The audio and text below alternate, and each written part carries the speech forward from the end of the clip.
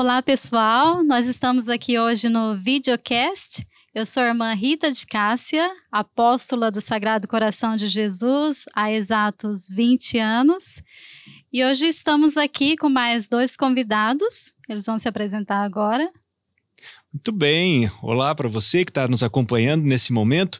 Meu nome é Marcelo Zanlucchi, eu sou um fiel, leigo, católico, atuo dentro da minha comunidade, tenho alguns estudos também relacionados à Igreja Católica, né, a figura do Papa, tanto Bento XVI quanto o Papa Francisco, e gosto muito de estar aqui para bater esse papo, para a gente conversar um pouco sobre igreja, um pouco sobre a nossa fé. Eu sou o padre Heraldo Felício, um padre novo, embora já com 44 anos, mas eu fui ordenado no dia 4 de julho, agora, porque eu fui frade franciscano durante muito tempo, né? Nossa, recém-ordenado, padre. Recém-ordenado, fresquinho, irmã. Ah, que bom, saído do forno, da diocese, né? Olha só que bênção. Sou da diocese de Bauru, atualmente estou como vigário paroquial em Agudos, da paróquia Nossa Senhora Aparecida e Santo Antônio. Nossa, que bacana. E me parece que o senhor teve uma passagem pela nossa diocese, né, de Diamantino. Isso, morei lá em Diamantino mesmo, e eu cuidava do asilo São Roque, Lar São Roque. Foi uma experiência muito, muito bonita mesmo. Como nosso tema, né, Evangelii Gaudium, né, a alegria do Evangelho, a vivência do Evangelho, ali, com os excluídos. Sim. Eu acho que é um tema bem profundo dentro da Evangelii Gaudium, principalmente quando o Papa fala assim, tocar a carne de Cristo. Sim. Eu acho que essa realidade de tocar a carne de Cristo, daqueles que estão à margem da comunidade, eu acho que é uma das experiências mais ricas, que é uma experiência que o próprio Cristo teve, né? Quando ele vai ao encontro desses que são excluídos. Não dos doutores, mas daqueles que estão à margem, né? E bem esse tocar a carne, acho que quando o Papa fala isso, né? E o senhor me falando que teve essa experiência, né, dentro dessa comunidade, eu acho que esse é o ponto que a gente hoje, enquanto cristãos católicos, enquanto cristãos de outras denominações também, é um ponto que a gente converge nesse sentido de precisamos fazer algo por essa carne que precisa da nossa ajuda. E também uma outra coisa, já que você tocou nesse assunto dos pobres, que é bem recorrente também, né, na exortação Evangelii Gaudium, é muito bonito quando o Papa fala que nós temos que nos deixar evangelizar pelos pobres, né? Então, como você falou, tocar essa carne de Cristo, né, ajudar, mas também reconhecer que não é que nós temos algo a mais que eles, de forma que só nós possamos dar alguma coisa, né? A gente também é evangelizado por esse povo de Deus que, de acordo com o Papa, né, faz parte dessa porção escolhida, né? Durante toda a Sagrada Escritura a gente vê esse cuidado de Deus, esse carinho, esse amor para com os mais pobres, né? Então o senhor fez essa experiência lá em Mato Diamantino, Grosso. Mato Grosso, mas também, né, passei por outros lugares. Trabalhei em Lins, no albergue, que está inserido na favela, né? No ano de 2005 e 2006. E o interessante é o olhar, né? É enxergar. Assim como, isso me constrange muito, né? Me tira do eixo. Por quê? Quando Cristo, ele passava, né, fazendo bem, ele chamou Zaqueu, chamou Levi, Mateus, a hemorraíza e tantos outros. O importante não era tocar em Cristo, mas sim deixar-se tocar por ele através do olhar, porque ele toca na alma. E quando você olha nos olhos daqueles que você está estendendo a mão, como foi dito mesmo, nós ganhamos muito mais. Nós não damos nada. O que nós oferecemos? Isso, diante de tudo aquilo que nós recebemos de volta. Tem uma expressão muito bonita na Pastoral da Saúde. É o Cristo ressuscitado que vai ao encontro do Cristo crucificado sofredor. Porque um dia eu fui esse Cristo sofredor. E alguém veio ao meu encontro trazendo a ressurreição em minha vida. E isso daí vale muito mais do que pregar o evangelho, mas é viver, ser palavra viva, realmente. Interessante que a senhora falou de Diamantino, lá era um dispensário. Como aquela história da roda que colocava as crianças deficientes na porta, né, do convento, e essas crianças cresceram lá. A própria palavra dispensário, olha que, né, vou lá dispensar alguém, né? Que forte, né? Mas é o que nós estamos vivendo hoje, exatamente, né? Hoje, o que é? Quem não produz, ele é resto. Inclusive, o Papa usa uma expressão que eu achei tão forte, ele fala lixo, né? Que nós tratamos o outro como lixo. Isso é muito sério. É o descartável. Sim. Que a economia exclui, a pessoa se torna descartável. E quantos estão descartáveis, não só do ponto de vista, eu acho, do ponto de vista material, mas quantos são descartáveis pelo olhar, pelo ouvido, por uma palavra, descartáveis do nosso coração, né? E o padre estava dizendo da sua experiência nesse sentido, né, padre? Agora há pouco. E tem algo interessante, assim como você disse. São os invisíveis hoje. Hoje são os invisíveis. Que nós passamos o gari. Certa vez em Uberlândia, eu fazia caminhada, né, à noite, e tinha, né, eles limpavam a rua à noite. Então eu passei e eu falei, boa noite.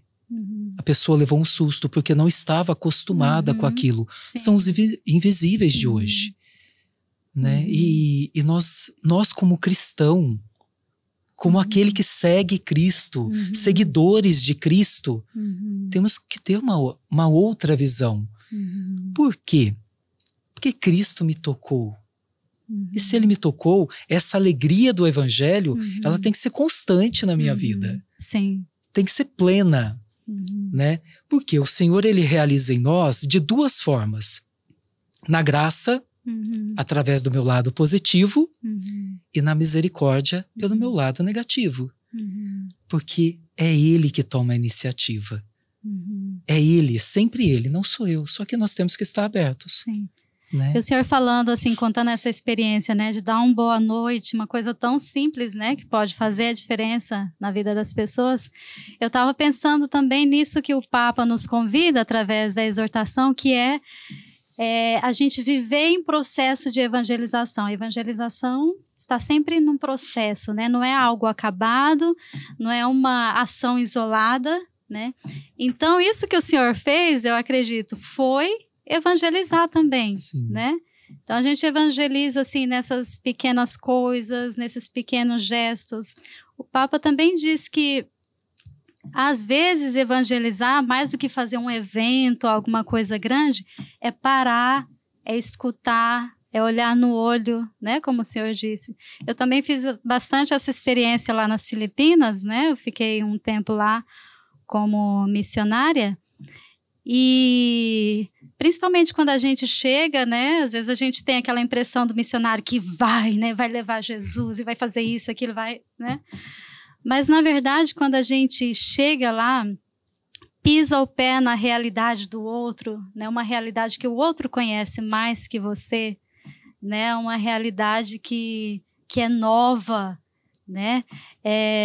Você percebe que evangelizar é um pouco diferente do que a gente pensava antes, né? Que não é tanto fazer, que não é tanto mostrar, não é tanto levar algo que eles não têm, porque eles já têm, mas é juntos, né? Junto com eles, a gente descobrir essa presença de Cristo entre nós, né? Então, para mim, foi também assim algo muito rico, né? Esse aprender dia a dia que a gente evangeliza dessa forma. Né? Às vezes só escutando, às vezes só dando um sorriso. Né? Eu acho que é você entrar na vida do outro, né? O próprio Papa diz aí, nesse diálogo que a gente está tendo aqui, é o bendito do estado permanente de missão. Eu sou missionário desde a hora que eu acordo até a hora que eu vou dormir. É sempre, não é apenas num momento, né? Porque eu posso conviver com várias pessoas e eu posso ajudar com uma palavra, eu posso ajudar com um olhar, eu posso ajudar com um ombro. Quantos ombros estão faltando hoje em dia de acolhida? Quantos braços estão faltando para a gente acolher? E esse estado permanente de missão, ele nos apresenta isso. Eu sou seguidor e missionário de Jesus Cristo do momento que eu acordo até o momento Sim. que eu vou me deitar. Porque é uma constante, não é horário. Agora eu sou cristão. Em determinada situação, eu entro no carro, não sou mais cristão. Mas peraí, né? De que jeito? Aí eu entro no carro, eu começo a buzinar, né? Eu me incomodo com o trânsito, eu ofendo alguma pessoa. Às vezes no tempo da política, né? Oxi! Fica difícil de reconhecer às vezes, né? Temos que ser coerentes, não? Exato, é coerência. Sim. É coerência. E é uma coerência diária e tem que ser uma coerência autêntica também, né? Nessas conversas que a gente está tendo agora, eu vejo que as histórias que a gente tem para contar e que a gente está desenvolvendo aqui diz muito dessa proximidade, ser próximo na caminhada do outro. Não de uma maneira que a gente vai impor alguma coisa, mas que a gente vai sentir as dores, a gente também vai sentir as alegrias no conjunto, de modo que faça com que a outra pessoa, que arde o coração da outra pessoa, esse anúncio que a gente faz, não só por palavras, mas um anúncio com a nossa vida, com o nosso testemunho. Acho que essa é a grande chave dessa alegria do evangelho, é levar um anúncio autêntico, um testemunho de vida que eu tenho em primeira pessoa, mas caminhando, sendo companheiro de estrada. Eu acho que companheiro de estrada poderia ser um termo-chave ali, é analisar, é viver, é ver as dores, é ver as alegrias e é caminhar junto. E só para pegar um gancho do que você falou de se aproximar, né, da outra pessoa, e no Evangelho tem uma expressão que eu acho muito linda, que é, nós devemos, o Papa fala que a gente deve descalçar, né, para a gente entrar na terra sagrada que é o outro. Solo sagrado, né? Isso mesmo. Acho que só essa frase, só isso já faria um efeito tão grande na vida das pessoas, né? Se cada um de nós, ao se aproximar do mistério que é o outro, a gente tem essa consciência, né? Que estamos diante de uma terra sagrada, né? Da mesma forma que nós também somos. Desamarrem as sandálias e descanse, que esse chão é terra santa, irmãos meus. Exatamente. É isso mesmo, isso aqui é solo sagrado. E lembrando que nós somos sonho de Deus, né? Nós, antes mesmo de nós virmos ao mundo, Deus já sonhava conosco. Né? E respeitar o outro é isso. Né? Não medir o outro com a minha régua. Porque nós temos experiências diferentes de vida. Não é? A senhora lá do Mato Grosso. Marcelo, de onde? Eu sou de Avaré. Avaré. Aqui de São Paulo. Ô, glória. Eu lá de Pinhal. Cada um com a sua vivência, a sua família. Né? Respeitar isso e enxergar no outro também esse solo sagrado. Né? E isso é essencial para nós vivermos a nossa dignidade. Filhos de Deus. Essa é a nossa dignidade. Qual que é a nossa vocação? A santidade. Mas a nossa dignidade é sermos filhos de Deus.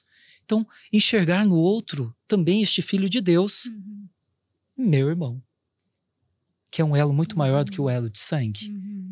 Pois é divino. Na nossa diversidade, enxergar aquilo que nos une, que é Deus. Até tem uma parte aqui que o Papa vai dizer toda essa questão, que a gente tem que olhar todos os rostos, que são compostos das mais variadas ensinamentos. Seja a minha vivência na escola, com os vizinhos, dentro de casa, no trabalho. Eu tenho um modo de ser, porque sou único quanto filho de Deus.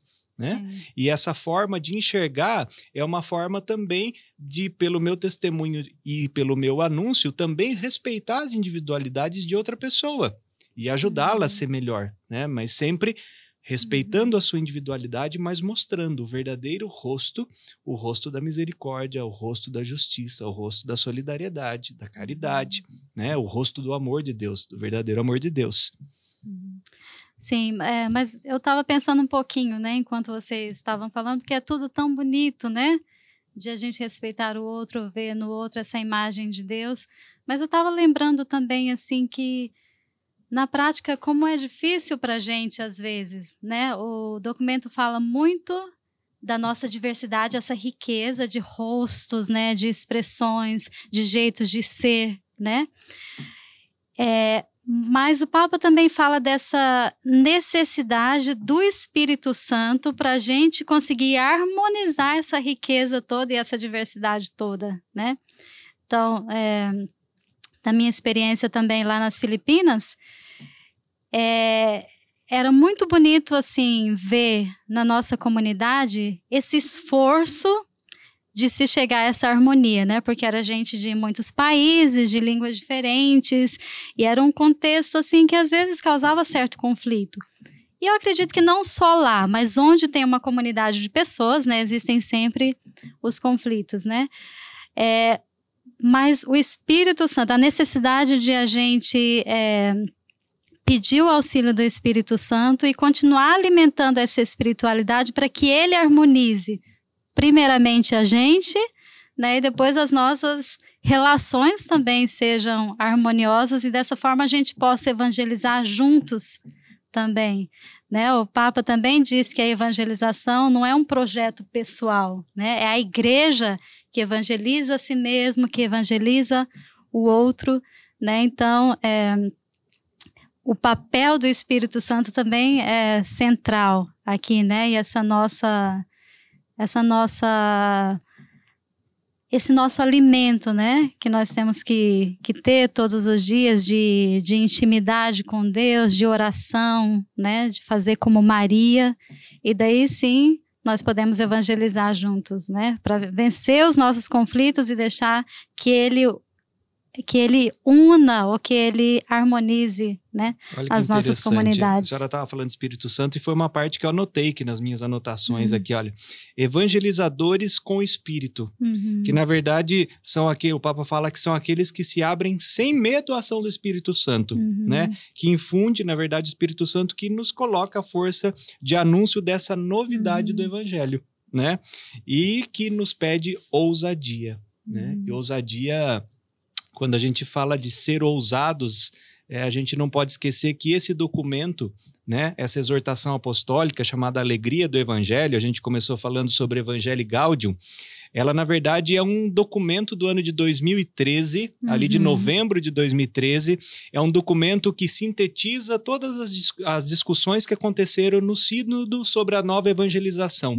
Ou seja, um momento em que a igreja para pensar qual é o sentido de se evangelizar nesse novo tempo que a gente tem. É claro que esse documento ele é fruto também, a gente tem um fruto de Bento XVI, não podemos esquecer disso, porque foi o Papa que abriu esse sínodo para a nova evangelização. E o Papa Francisco, então, ele chancela com esse documento que, na verdade, a gente não pode esquecer que é o plano de governo do Papa Francisco, né? Uma igreja em saída, uma igreja aberta, e eu gosto muito de uma citação que ele faz, ele sempre fala isso, eu prefiro uma igreja que seja um hospital de campanha, né?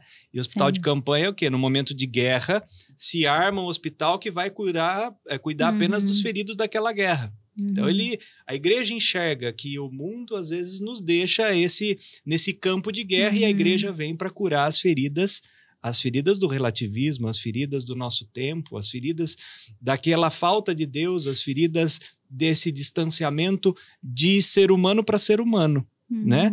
Então esse documento que o Papa nos diz, de fato, ele nos pede uma ousadia. E qual é a ousadia? Nessa nova evangelização, qual é o papel do leigo, qual é o papel do sacerdote, qual é o papel da vida consagrada no anúncio autêntico desse evangelho, né? Eu achei interessante essas palavras do Papa. Ousadia para quê? Para sair, não para se encerrar em si mesmo, mas de saída, uma igreja em saída, conforme ele diz aqui. E essa saída nada mais é, né, do que você deixar que o evangelho se faça em você, né? Você dar a resposta da sua vivência. A experiência do evangelho tem que atingir o outro, porque nós não estamos falando de um personagem. Não é alguém que viveu há 2000 anos atrás e eu apresento para as crianças, eu apresento para as pessoas um personagem. Não, ele é uma pessoa, é vivo, é meu amigo. Isso daí é muito interessante, que na catequese a gente fala assim para as crianças: olha, eu estou apresentando para vocês Jesus. Ele é teu amigo. Por isso, essa busca na oração. E o que é oração? Senão a gente fica só assim, Pai Nosso, Ave Maria, Pai Nosso. Sim. Não, isso é muito bom. Se eu entro na mística, né? Mas oração nada mais é do que intimidade com Deus, é conversar com Deus. Sim. Né? E levar a criança, levar o outro. E quando eu falo criança, é todas as pessoas, porque nós temos adultos também que não sabem rezar. Sim. Quando fala aqui, opção preferencial pelo pobre, correto, mas eu acrescentaria, opção preferencial por Jesus Cristo na pessoa do pobre. Se eu não enxergo Jesus no pobre, no outro, e o pobre aqui é em todos os sentidos, não é somente financeiramente aquele que está à margem, mas também aquele que está vazio de Deus. Sim. E normalmente o que é a sociedade, o que nós temos hoje? As pessoas vazias tentam preencher este vazio com coisas fúteis. Tudo que passa. Só que eu não tenho condição, não existe, não tem nexo isso. Eu preencher um vazio do eterno com coisas passageiras. Então o vazio do eterno, que é o vazio da minha alma, é preenchido somente por Deus. Só que isso precisa de uma experiência íntima com Deus. E no dia, agora muito pior, né? Porque com a pandemia, o que aconteceu? Nós nos distanciamos, a ponto de não nos cumprimentarmos dentro de casa. Isso aí é um absurdo. Nós não olharmos para o outro. O pai em um cômodo, o filho no quarto, eles mandam zap um para o outro. Isso é um absurdo, é um esfriamento. E nós temos que entender que o ser humano, ele tem seu valor.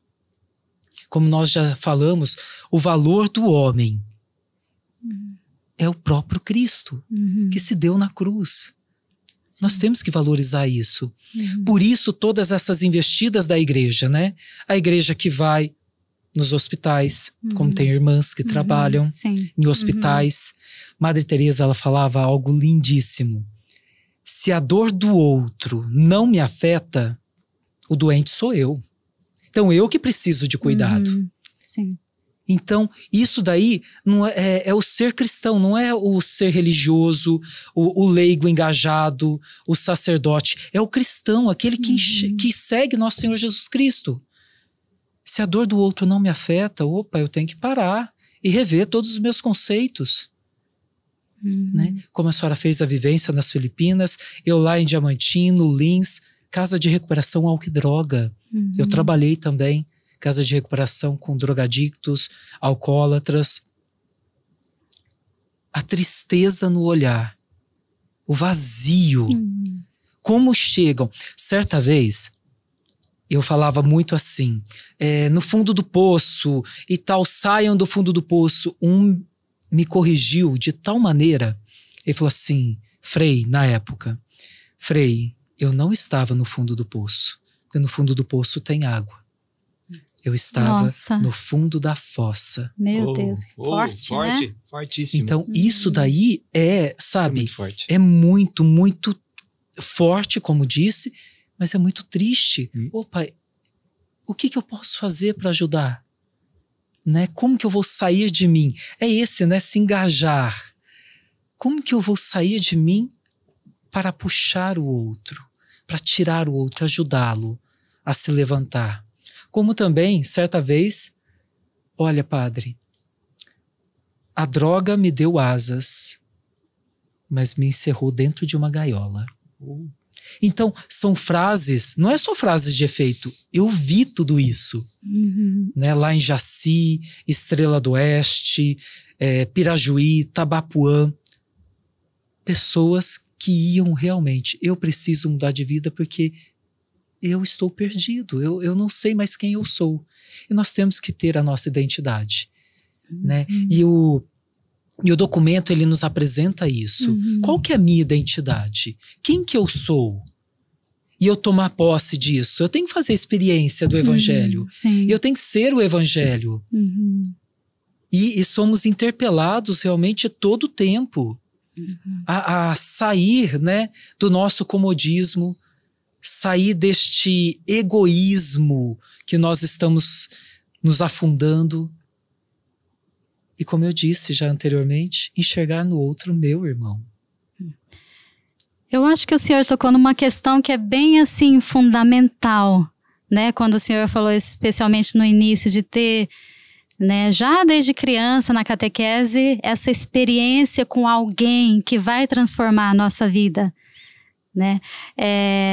O Papa diz nessa exortação que às vezes a gente perde o entusiasmo pela missão porque no fundo a gente não acredita que aquilo que nós estamos anunciando, ou melhor, aquele que nós estamos anunciando, seja realmente as respostas para todos os questionamentos e as angústias humanas, né?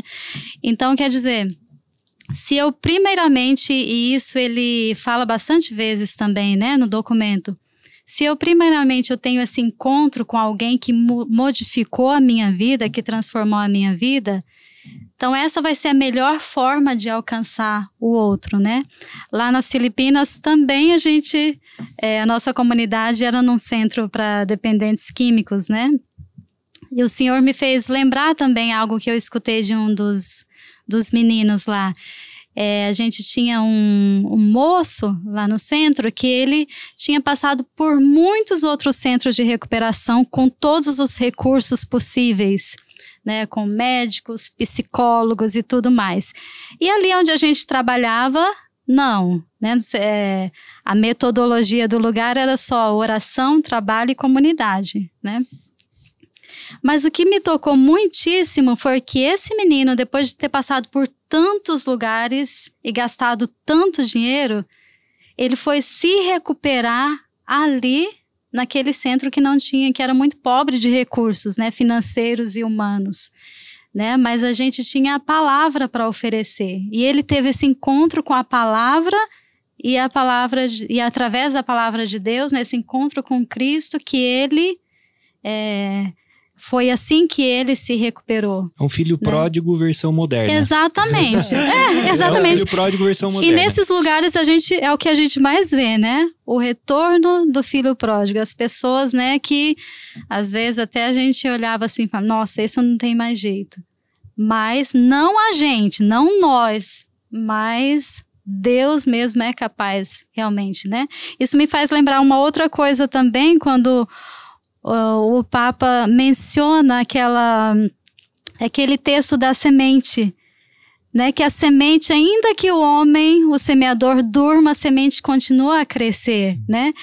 Então, é realmente um documento que traz muita esperança, né? Porque existe algo que a gente pode fazer, mas, na verdade, o resultado de tudo isso, o final do processo, é uma coisa assim que nos ultrapassa, né? Que não está nas nossas mãos, né? Mas nosso papel também é confiar nesse Deus que quer contar conosco, mas que tem as rédeas, né? Que tem o controle, que talvez não queira que a gente controle tudo, mas que a gente confie para que ele nos conduza para onde ele quiser. É que a iniciativa é sempre dele, né? Sempre dele. A gente que tenta conduzir do nosso jeito, mas é ele, a iniciativa é dele. O amar primeiro foi dele. O protagonismo é dele, sempre. É ele que olha. Enquanto vocês falavam, primeiro começar pelo padre, que me fez lembrar uma parte do documento, especialmente quando diz aqui que alguns ainda vivem sem a amizade de Jesus. Quantos vivem ainda sem amizade? Me encheu o coração quando o senhor tocou nesse tema sobre amizade, sobre esse encontro com algo que eu me identifico, com alguém que eu me identifico. Como é gostoso quando a gente tem amigo, né, irmã Rita? Sim. Trabalhou junto aqui no Instituto, e quando se vê, depois, quantos anos? Acho que 7, 8 anos sem a gente se ver, né? Mais, acho que até mais, já né? Já chega, eu chamo a irmã de Jupira, Jupira! Não podia ter falado, o povo tá sabendo, né? Essa é a alegria, né? Jupira! Jupiro! Então a gente tem essa alegria e esse vínculo de amizade. O amigo é aquele que socorre o outro nos momentos, o amigo é confidente. Vocês contando essas histórias, eu me lembrei um pouco da minha história. Eu fui um pouco missionário, como leigo no Haiti, né? E eu cheguei no Haiti preparado para uma situação e meu mundo caiu, né? Quando eu cheguei no Haiti, né? Porque eu vi, sim, muita pobreza. Eu vi um país dividido, eu vi um país em conflito. Eu fui bem nessa época do ano, há 2 anos eu estava lá. O presidente que foi assassinado esse ano ainda estava no poder. Então, por exemplo, eles estavam numa guerra civil, não queriam deixar o presidente sair para ir na Assembleia da ONU, então estava um caos. E eles vivem que não tem o mínimo. Não tem o mínimo, não tem o que comer, né? Eu vi o trabalho das apóstolas, eu fiquei lá durante 20 dias na casa das apóstolas. Quando foi essa sua experiência? Foi em 2019, setembro de 2019. E eu tive lá e eu vi todas as necessidades. Não tenho o que comer. Ainda bem que eles têm lá o Recanto das Apóstolas, naquele espaço lá onde eles têm pelo menos uma refeição lá. Mas mesmo com toda essa necessidade, quando você pergunta para o haitiano como é que vai, está tudo bem com você? A pergunta é respondida primeiro com um sorriso de fora a fora, naquela alegria de encontrar o outro. Eles têm muita alegria em encontrar o outro. Mas a resposta é, naquela miséria, naquela falta de construção, tudo bem graças ao bom Deus. Então eles criaram um vínculo de amizade com Deus tão profundo que inclusive é expresso nas próprias músicas de louvor que eles têm, que fala sobre esse vínculo de amizade com esse bom Deus. Então, para eles, mesmo que falte o material, a vida deles já é esse dom, já é esse presente divino por conta dessa amizade. Me veio muito à mente, quando eu estava no Haiti, depois no meu retorno, que o haitiano é como criança, e eu acho que a gente tem que ser como criança. Eu tenho uma menina de 2 anos e 5 meses, pequena. Se eu colocar ela em cima dessa mesa ou num lugar maior e eu falar assim, filha, vem pro colo do papai, ela vem sem pensar. Ela pumba, ela sabe que eu vou segurar ela. Conforme a gente vai passando o tempo da nossa vida, a gente acaba perdendo essa confiança. Se alguém falar assim, ó, pula aí, ó, aqui, eu vou pular, imagine. Assim a gente deve ser com Deus. Ter esse mesmo sentimento de criança, de abandono, de confiança. O haitiano tem muito disso. Além da alegria que ele tem, mesmo em toda dificuldade, ele reconhece que essa amizade com Deus é o que o sustenta. Então foi muito rico e eu achei muito profundo isso que vocês disseram, tanto dessa experiência que o padre falou sobre a amizade, mas a senhora também tocando essa questão lá desse filho pródigo, tempo moderno, né? Esse contato de amizade é o que transforma as vidas. Se a gente for ver as passagens as passagens de Jesus, o padre falou de Zaqueu, o próprio Mateus, né? Quando a gente fala desse vínculo de amizade, a gente não pode esquecer de Lázaro, Marta e Maria, o vínculo de amizade que eles tinham, a ponto do próprio Jesus chorar a morte de Lázaro, a morte, a pena do amigo que foi, né? Mas ao mesmo tempo transformar aquela realidade de luto em alegria, né? Luto em alegria. A presença de Jesus enquanto amigo na nossa vida, então eu falaria que ela transforma a nossa vida do luto em alegria, a alegria pelo anúncio do evangelho. Penso dessa forma, foi um pouco dessa experiência que eu tive que agora está confirmada pelas palavras de vocês. Sim, é possível ter esse vínculo de amizade mesmo nos piores momentos da nossa vida em que a gente diz, não dá mais. Não dá mais, assim como Elias falou lá no deserto, não dá mais, mas veio e disseram para ele, levanta, come, que o caminho é longo, vai caminhar. Assim é essa alegria que nos faz do evangelho de dizer assim, olha, nesse mundo de incertezas, levanta, a palavra te faz caminhar. Eu achei interessante essa vivência que eu tive no Haiti, foi única.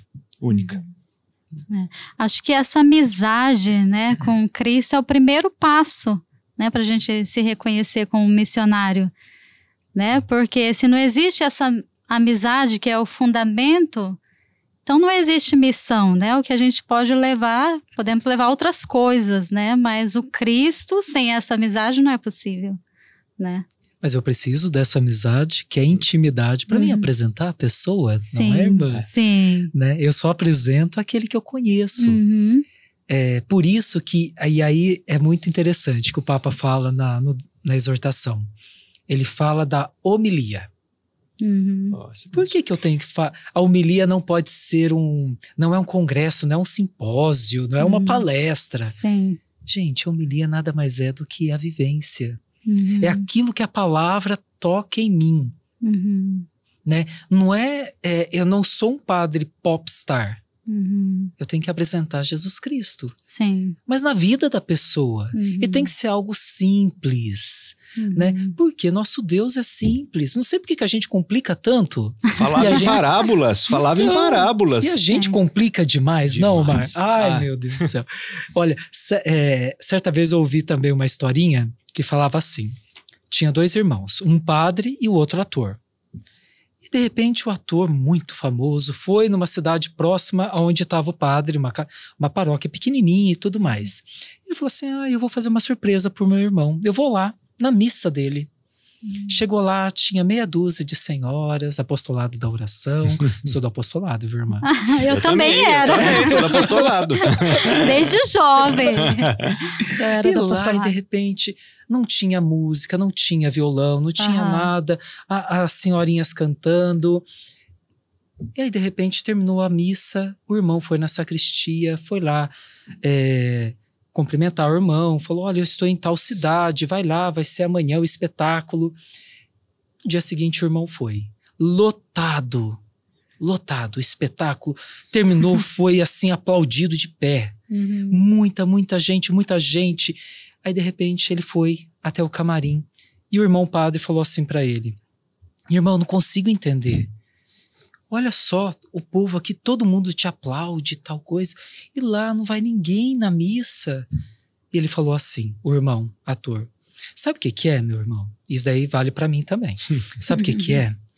É que eu apresento uma mentira, mas apresento ela como uma verdade. Já você tem a verdade, mas está apresentando como uma mentira. Esse foi no estômago, hein? Não é? Mas é porque é isso daí. Se eu não tenho intimidade com a palavra de Deus, se eu não tenho amizade com o Senhor, eu vou apresentar os meus pensamentos, o meu raciocínio, a minha lógica diante da palavra. Mas se eu tenho intimidade, como a irmã Terezinha Vaz, lá de Palmas, ela fala... saudade dela, viu? Eu gosto demais dela. Eu gosto. Ela fala assim, nossa, que entusiasmo, padre, que você tem, tal coisa... Mas é porque eu acredito naquilo que eu tô falando. Eu acredito em Jesus Cristo. Ele que me chamou, eu respondi. Mas ele que me chamou e ele continua chamando. Né? Se nós não falarmos de quem acreditamos, de Cristo, que é meu amigo, e ele que teve a iniciativa, como falamos, né? Ele que teve a iniciativa de me chamar, se eu não falar como se fosse uma verdade, eu estarei... E é uma verdade, é uma verdade. É uma eu estarei sendo mentiroso para mim mesmo. Eu estarei me enganando. Aí eu vou falar que a minha vocação é falha, é mentira. E não é. Eu acredito em minha vocação. Porque Deus acredita em mim. Historinha de irmã Terezinha Vaz. Logo depois que eu voltei do Haiti, peguei uma doença que, sabe lá Deus, em 3 dias meu pulmão fechou, né? E eu fiquei 20 dias na UTI, muito mal. E mais lúcido na UTI, mas muito mal. E até um dia que os médicos chamaram minha esposa e falaram assim, não temos mais nada que fazer por ele, né? Se prepare, né? Salve lá o que a irmã Terezinha Vaz, que morava no Colégio São Francisco, ficou sabendo que eu estava na UTI. Tô eu um dia olhando pro nada da UTI, né?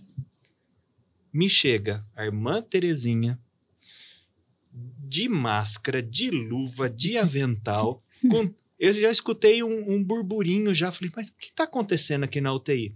Ela parecia o Silvio Santos, mas não distribuía dinheiro, distribuía bala, né, pro povo médico. Ela me levou durante, acho que 15 dias a comunhão todos os dias. E ela entrava numa alegria naquela UTI, eu estava no isolamento, porque ninguém sabia o que eu tinha, eu no isolamento, e a irmã Terezinha entrava cantando e ela fazia alegria A alegria do evangelho. Olha isso, sim. olha isso, né? Como a vida da pessoa transforma outras, porque quando ela entrava na UTI, não era só o Marcelo que era transformado e confortado na situação que ele estava. Ela não levava só alegria para mim, porque desde a porta, quando ela entrava, e ela chegava toda atrapalhada com a luva, com a máscara, não quero nada disso aqui, e levava bala, e fazia... Os médicos falavam, essa irmã é diferente. É ela mesmo. É diferente. Gente. Então, essa historinha da irmã Terezinha que eu contei para vocês, que aconteceu comigo, isso, eu vi que assim, o testemunho não está restrito apenas ao Colégio São Francisco, à vida religiosa, mas não, é no dia a dia. Ela disse assim, filho, você vai melhorar já já, porque eu estou te trazendo o melhor remédio, que é Jesus. Olha o vínculo de amizade. Olha o vínculo de amizade, embora... É aquilo que eu acredito, mas ela me trouxe uma outra perspectiva. Eu dentro lá, e ela na alegria entrava cantando, e ela saía dançando, bem jeito, irmã Terezinha, de ser. E justamente a gente vê, quando o senhor falava sobre a homilia, padre, a gente vê que a tradução da palavra de Deus, ela está traduzida nos gestos, no humano, no olhar, nas palavras, né? E outro, eu gosto de muito fatinho, né? Essas historinhas assim. Pandemia, padre, irmã. E agora? Fecha a igreja. Não tem missa presencial, e agora? Como é que nós vamos fazer? O padre, ali da minha paróquia, né? Agora não está mais lá, mas o padre Júnior, o senhor conhece, assim, olha, precisamos fazer um projeto aqui na paróquia que sejam os leigos a falar sobre a palavra de Deus, sobre o evangelho do dia. Então, juntou lá alguns leigos, eu também no meio da história, e cada um de nós interpreta com uma visão teológica, não de formação, como o senhor tem, a senhora tem, mas a gente faz uma interpretação do evangelho, né? Eu falei, ai, minhas almas do céu, e agora? O que eu vou fazer, né?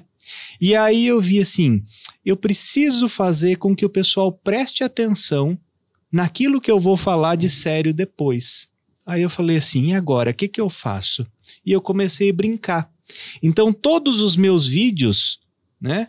Depois o pessoal da edição vai colocar um pedacinho do vídeo para vocês verem aí. Eu vi já alguma coisa. Você já viu já? Falei, nossa, Marcelo. Então, aí eu coloco uma pitada de humor. Então, tem uma boa pitada, uma boa né? pitada de humor, porque tem, por exemplo, tem essa personagem que nasceu do nada, que é chamado Zé Luque, um pedaço do meu nome, que é um caipira, que ele interpreta o evangelho de uma maneira totalmente errada, né? E cômica ao mesmo tempo.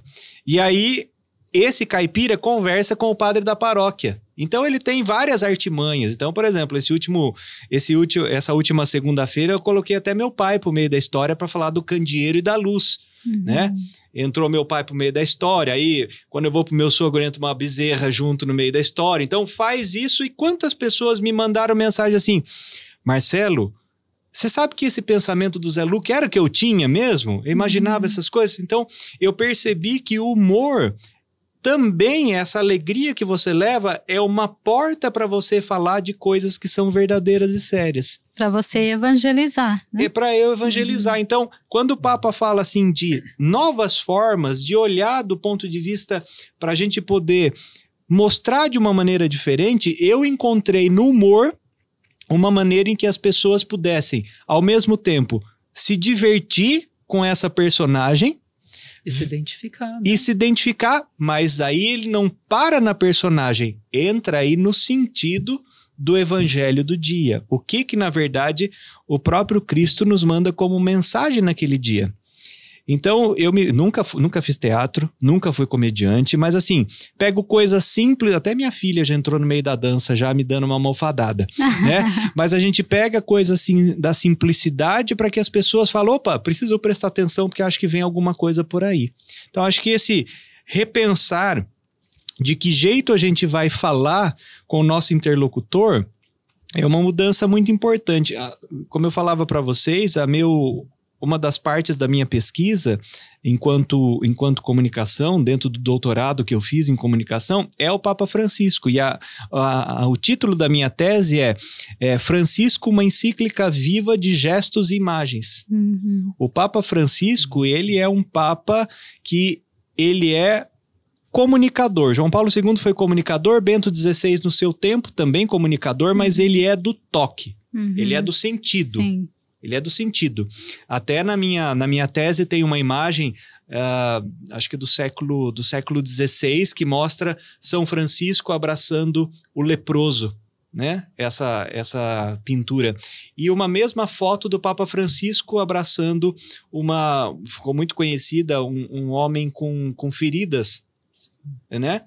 Então ele é muito do toque. Francisco é muito dos sentidos, desse tocar, ao mesmo tempo em que ele utiliza, se você for ver um Ângelus aos domingos ou a catequese, ele sempre traz coisas do dia a dia para poder falar, e inclusive traz anedotas, né? Ele fala, logo no início do pontificado, ele falava da velha que estava na fila, alguma coisa assim. Agora nessa visita que ele fez agora à República Tcheca e a Eslováquia, ele fala na conferência que ele estava distribuindo a comunhão, chegou uma senhora, ele distribuiu a comunhão e ela falou assim: muito obrigado, eu sou judia.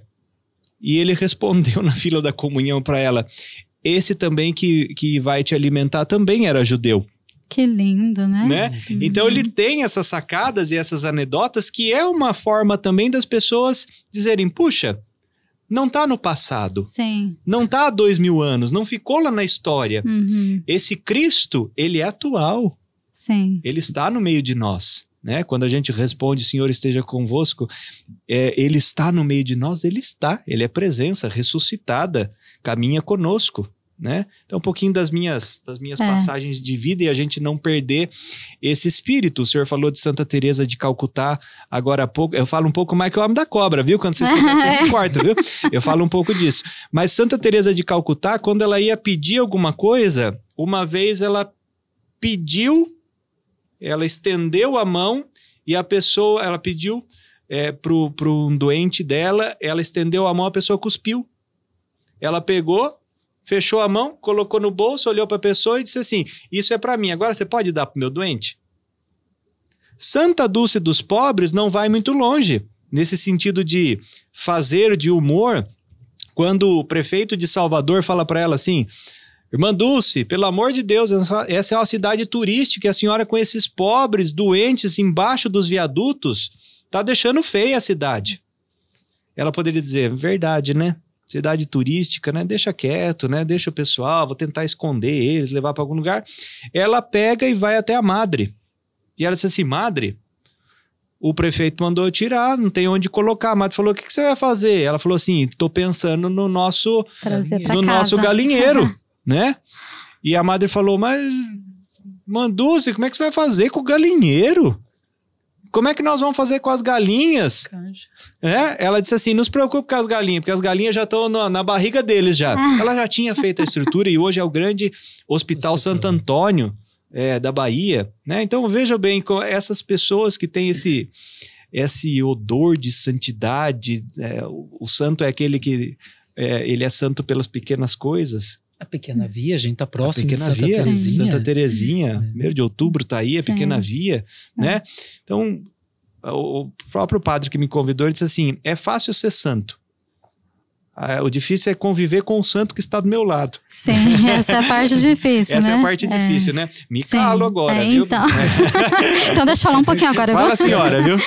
Então, isso que você falou, né? Esse exemplo do Papa Francisco, eu achei muito bonito, porque tem uma frase dele no documento que ele diz que é preciso que a gente aprenda a apreciar a beleza além das nossas fronteiras, né? Então, isso também é evangelizar. Ele poderia ter falado, né? Não, mas a comunhão é só para os cristãos católicos, né? Mas ele sempre tem esse jeitinho de incluir o outro, né? Eu acho que isso é muito característico dele, mas é o que deveria ser também característico, né, de todos nós cristãos. Às vezes a gente se fecha, que é exatamente o contrário do que ele está propondo, se fecha no nosso mundinho ou no nosso grupinho, e enquanto que essa igreja em saída deve trazer as pessoas para dentro, né, não proselitismo, mas incluir as pessoas, né, encontrar o que a gente tem em comum entre nós. Né? Mas só também para comentar um pouquinho sobre essa experiência sua de né? Que agora você virou humorista, ator, Nossa né? Senhora. O Papa também fala que às vezes o cristão tem uma cara de funeral, alguma coisa assim, Fala, né? cara fechada, cara de enterro. E exatamente por isso também que não atrai ninguém, não atrai as pessoas, né? Ou às vezes até torna o fardo do outro mais pesado, né? Então ele foca tanto na alegria, né? Na alegria. Acho que esse exemplo que você falou é uma das novas formas que a gente pode usar uma nova roupagem para um conteúdo que é muito mais profundo, né, do que isso. Você falava, eu chamo a atenção das pessoas, mas na verdade depois tem a mensagem evangélica, né? O Papa também diz isso, precisamos encontrar as novas roupagens, né? Novas formas que se adaptem às pessoas desse tempo, mas o conteúdo deve ser o mesmo. Então, existem hoje tantas possibilidades, né? Meu Deus do céu, é tanta tecnologia, tanto recurso, né? E é uma forma, assim, um espaço aberto de evangelização, né? Mas sem o conteúdo, sem esse encontro com Deus que o senhor falava antes, né, padre? Fica só na superfície também, né? Só na roupa, só no exterior. Sepulcro caiado. Sepulcro caiado, Temos que ser criativos, né? Sim. E apresentar que a santidade, essa vivência da santidade, ela deve acontecer nas pequenas vias, como Santa Teresinha, como Acutis, né? Tão próximo de nós, e tantas pessoas que vivem hoje a santidade, jovens. Gente, eu estava lá na minha cidade quando eu fui visitar para as primeiras missas lá. Aí um casal veio, um casalzinho de namorados. Ai, padre, me dá a bênção. Depois da missa, da manhã, das 6:30 da manhã, lá na matriz do Divino Espírito Santo, em Pinhal. Aí eu falei assim, namoro santo?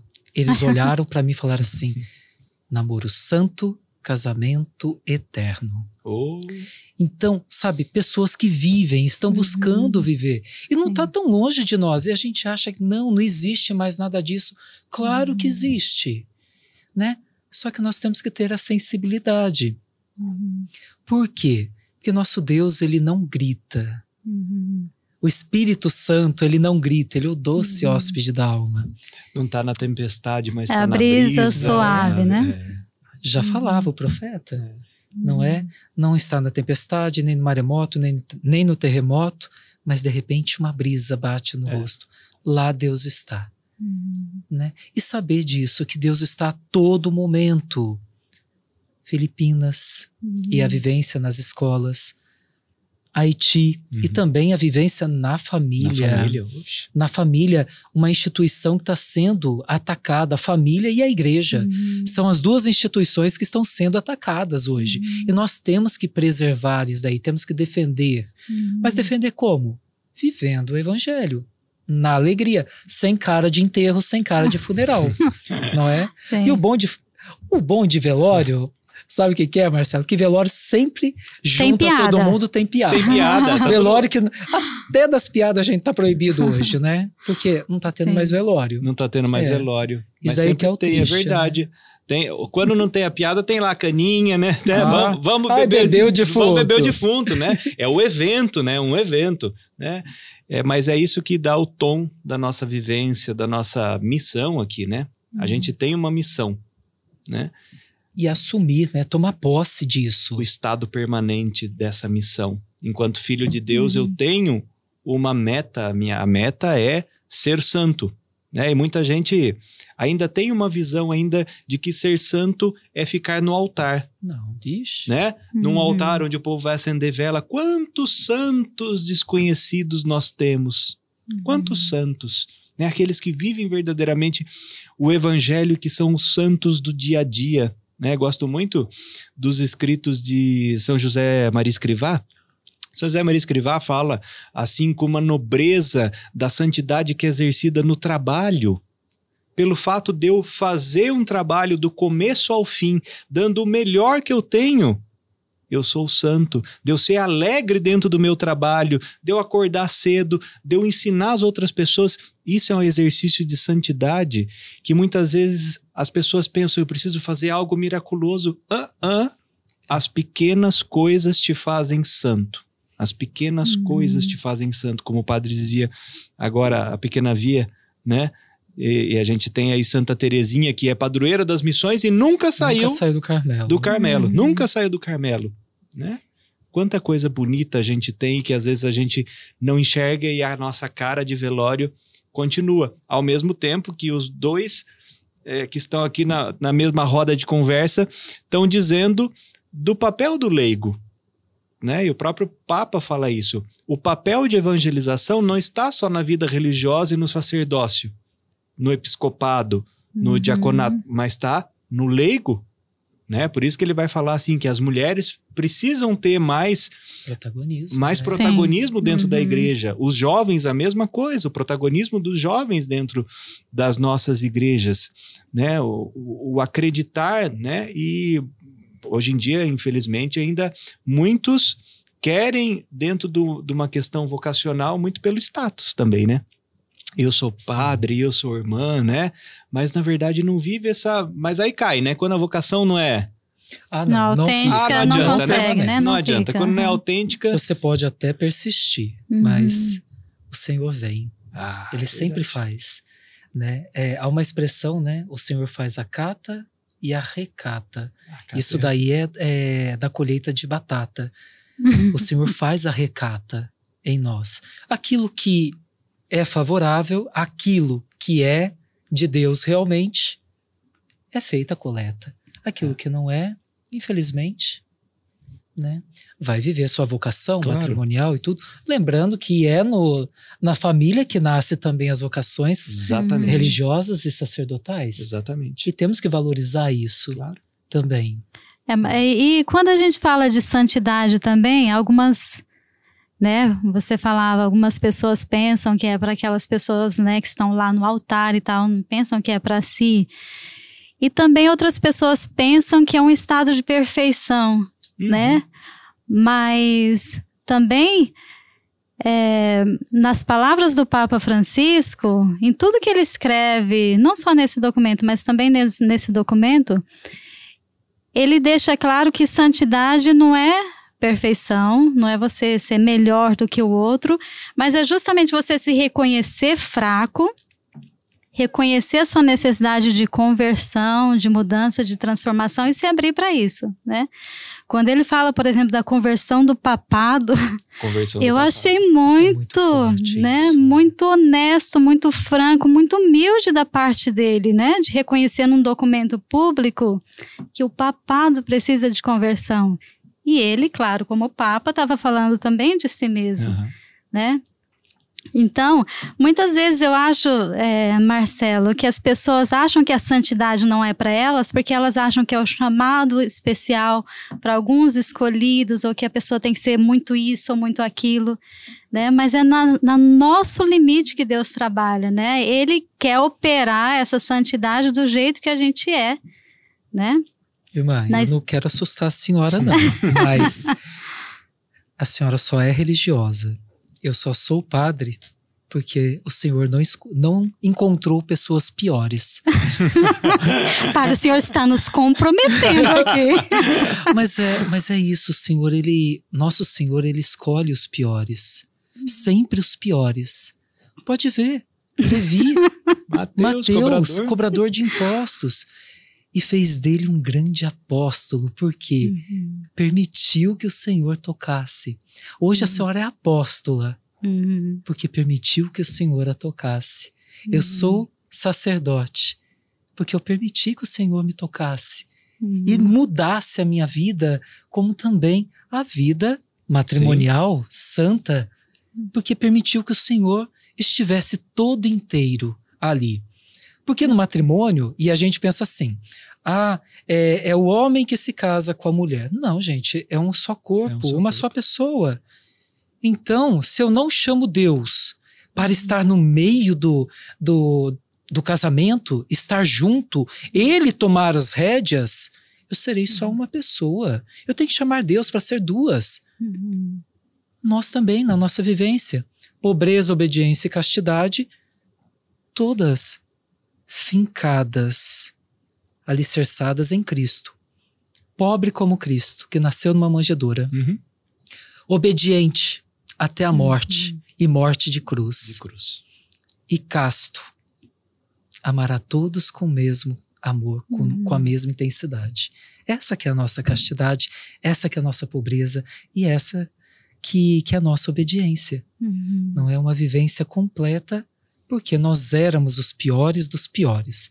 Mas o Senhor, mesmo assim, enxergou algo em nós, isso daí eu falo muito lá. Enxergou algo em nós que nem nós enxergávamos. São Beda, ao descrever a passagem de Mateus ontem no ofício das leituras, ele dizia assim, que até é o lema do Papa Francisco: me olhou com misericórdia. Miserando atque eligendo. Me olhou com um olhar de misericórdia e me chamou. É isso.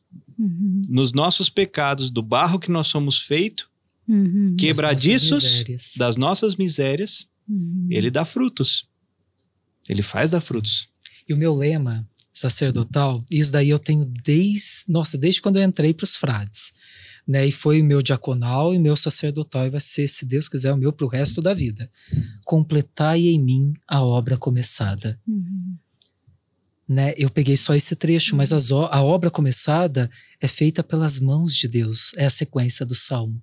Então, todos nós estamos sempre nesta construção, nesse levantar-se, né? Por isso que o Papa, ele diz, né, olhar para as suas misérias, no papado também, porque todos nós caímos.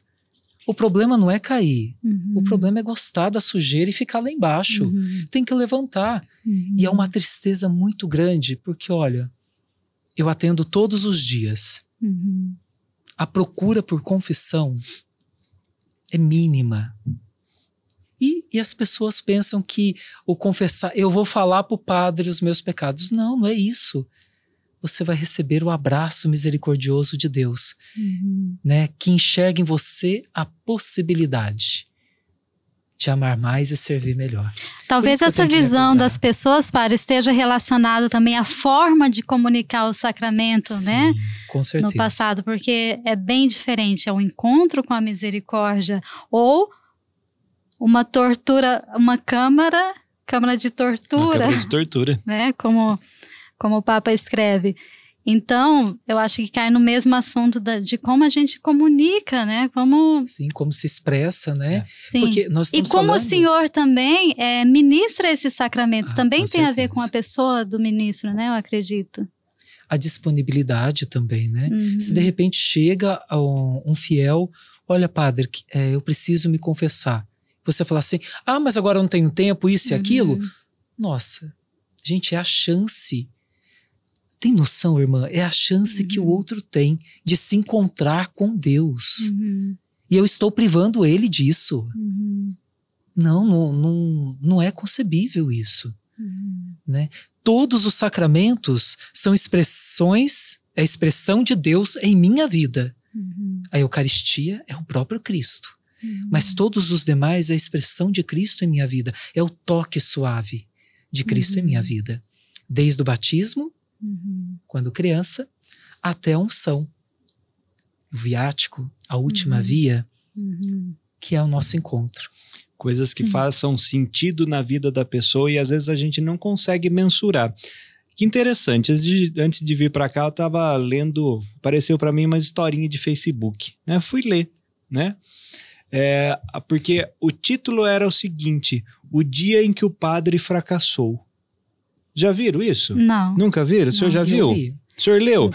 Interessante a historinha. O dia que o padre fracassou. Então o padre estava lá, foi fazer foi presidir a celebração e ele viu assim, que entrou um casal, sentou no fundo da igreja. Depois chegou tudo sujo, com uma corda na mão, sentou lá e ele fez toda a sua homilia, tal, etc. Ele deu de melhor e ele pegou, foi saiu da igreja, foi para a casa paroquial, no caminho, assaltaram o padre, irmã. Bateram no padre, judiaram dele, ele chegou em casa todo arrasado. Não pode fazer isso com o padre, não, gente. Não pode. Faz não. E ele todo arrasado e foi, né, se limpar, curar, e ele ficou chateado com aquilo. Ele falou assim, eu dei o de melhor e não tinha ninguém na igreja. Foi um dia horrível, E aí ele foi para a comunidade e ele disse assim, eu preciso falar que eu vivi um dia horrível. Dia horrível, não funcionou nada. Eu preparei o melhor e olha, não tinha ninguém para me escutar. O pessoal estava aí, tanto faz. O casal que estava no primeiro banco levantou a mão e disse assim, padre, nós éramos o casal que sentou no fundo da igreja. Naquele dia a gente decidiu se separar. Então a gente veio aqui na igreja onde a gente se casou para entregar para Deus os destinos da nossa vida como separados. E a gente escutou o Senhor naquele dia e o Senhor mudou a nossa história. A gente resolveu não mais se separar, mas viver o matrimônio como a gente vivia. O outro falou assim, levantou a mão, um empresário falou, padre, eu era aquele sujo que estava aqui na igreja e essa corda é porque eu tinha tentado suicídio, só que a corda arrebentou e eu vim para a cidade para poder comprar uma nova corda para eu tirar a minha vida, mas eu vi a igreja aberta e entrei e escutei o Senhor e decidi mudar de vida. E o padre, comovido, disse, eu não imaginava que aquele a quem eu acredito agia pelas minhas palavras, pelo meu ser, e eu imaginava que tinha sido um dia de fracasso. Mas, na verdade, esse dia de fracasso foi um dia de glória para Deus. Olha que história que a gente não consegue mensurar. Às vezes a gente acha assim, puxa, o plantio que eu fiz, a colheita, a batata que o senhor estava falando agora há pouco, né? Mas olha o recato que foi feito ali e essas batatas que ainda estavam aparecendo e veja o fruto. E às vezes a gente não consegue ver, mas o anúncio precisa ser feito. Mesmo que eu ache que naquele dia esse anúncio não atingiu ninguém, mas atingiu. E que ele possa ser feito com a vida, né? E que ele possa ser feito com a vida. Se nós falarmos, tudo bem. Mas se nós vivermos, melhor ainda. Melhor ainda. Isso é verdade. Evangelizar com a vida e, se preciso, né? Com a palavra. E com a música, por que não com a música, então, né? Então, eu acho que essa história sua, né, resume bastante ou fecha o nosso encontro aqui. Não fecha porque teria muitas outras coisas ainda para falar, né? Tem mais capítulo ainda aqui. É um documento que trata de economia, de religião, de ecumenismo, muita coisa. É inserido, né, na nossa realidade. Sim, tudo que faz parte da nossa realidade. Mas vamos terminar então com a música, falando da beleza de ser missionário, né?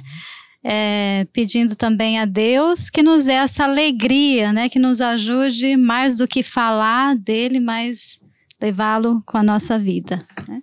E o bom é que nós temos a tocadora e o cantor, né? Então tá completo. E alguém que vai estar batendo palmas. Que nada, padre. Aqui é o trio Parada Dura. Aqui é o trio Parada Dura. Vamos lá, então. O que a senhora preparou, irmã? Vamos cantar essa música Alma Missionária. Vocês conhecem, linda! Né, Opa! gente? Jornada Mundial da Juventude. É da jornada? Abriu a Jornada Mundial da Juventude. Eu lembro como se fosse hoje, Dom Orani entrando. E aí, todas aquelas bandeiras do mundo inteiro. E essa música tocando de cântico de entrada para a abertura da Jornada Mundial da Juventude. Coisa linda. Que linda. Chega até a arrepiar. O original dela é em espanhol, né? Eu acho que ela foi de uma jornada assim, viu?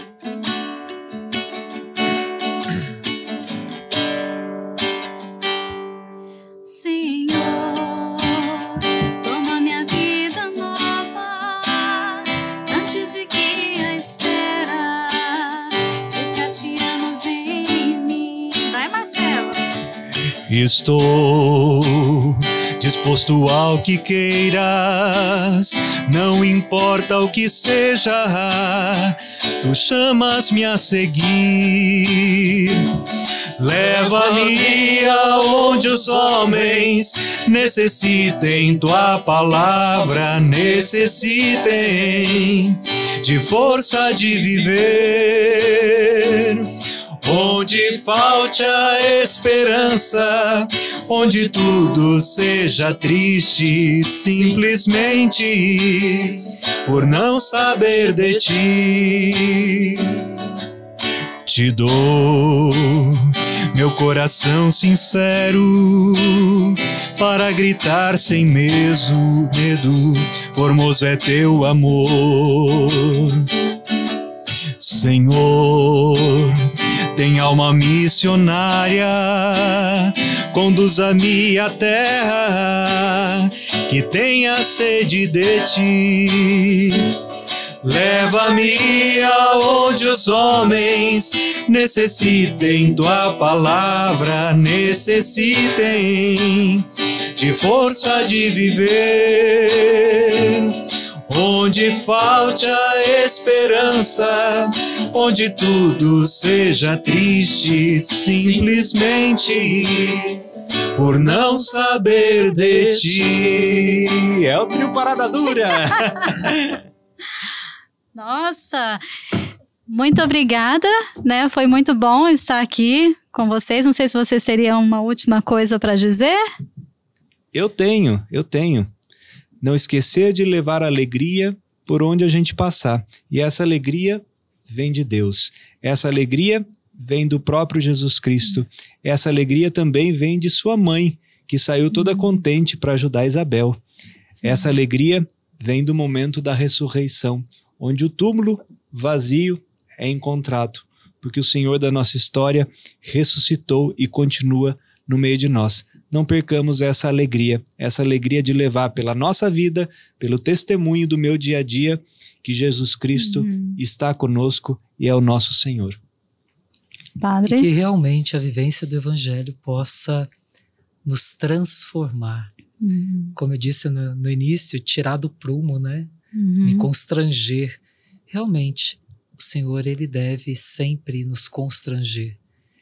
E que você jovem, né, que nos acompanha, você que um dia vai assistir, né, vai estar acompanhando também, que você possa dizer o seu sim com generosidade.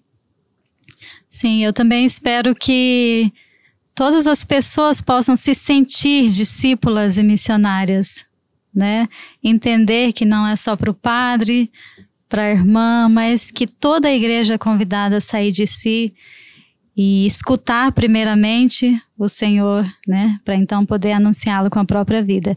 Então, a todos vocês que nos acompanharam, muito obrigada.